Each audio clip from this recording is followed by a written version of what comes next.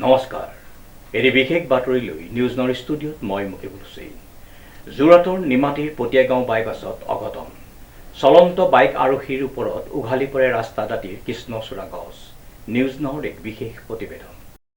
যোৰহাটৰ নিমাতীৰ পটিয়াগাঁও বাইপাছত অঘটন। চলন্ত বাইক আৰোহীৰ ওপৰত উঘালি পৰে ৰাস্তা দাঁতিৰ কৃষ্ণচূড়া গছ। উল্লেখযোগ্য যে ব্যক্তিজন নিমাতী ৰাস্তাত বাইক চলাই গৈ থাকোঁতেই ৰাস্তা দাঁতিৰ গছজোপা তেওঁৰ গাত বাগৰি পৰি গুৰুতৰভাৱে ভৰিত আঘাত পায়।